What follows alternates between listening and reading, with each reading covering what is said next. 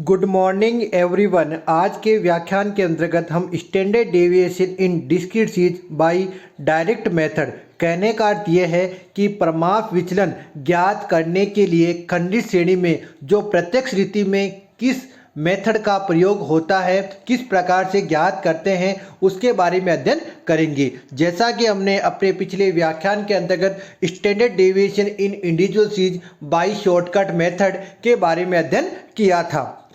खंडित श्रेणी में प्रत्यक्ष रीति से प्रमाप विचलन ज्ञात करने के लिए निम्न प्रक्रिया को अपनाया जाता है। नंबर 1, सर्वप्रथम समांतर माध्य की गणना करते हैं। कहने का अर्थ ये कि आपको x बार ज्ञात करना होगा। नंबर 2, फिर समांतर माध्य से मूल्यों के विचलन ज्ञात करते हैं। कहने का अर्थ यह है कि x में से x बार घटाकर d ज्ञात किया जाता है।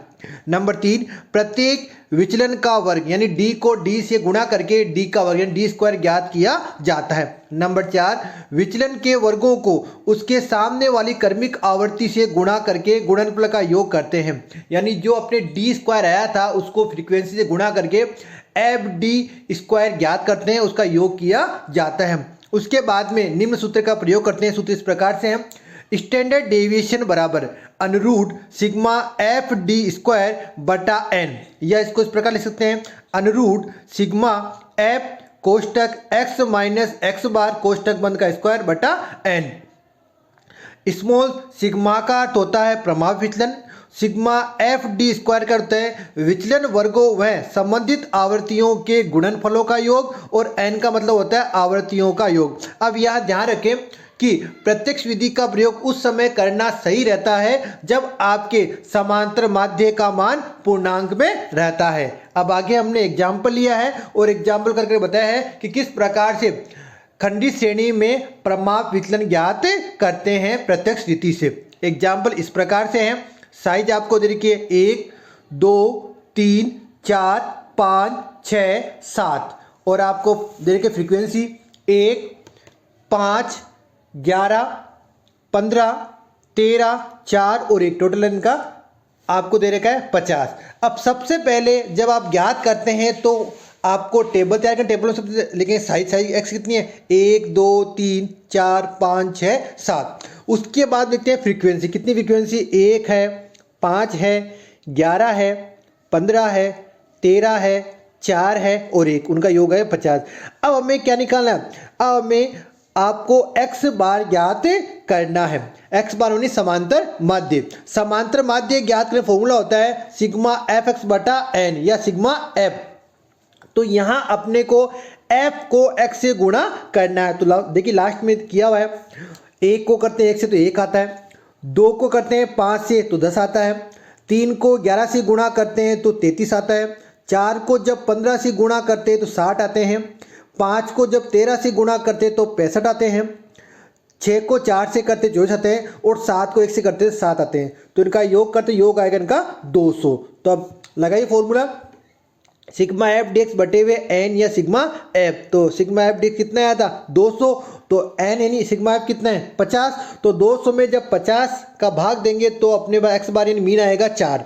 तो आपको अब जो x में से x बार यानी जो x में से आपको 4 को घटाना, तो अपने को d का मान ज्ञात होगा।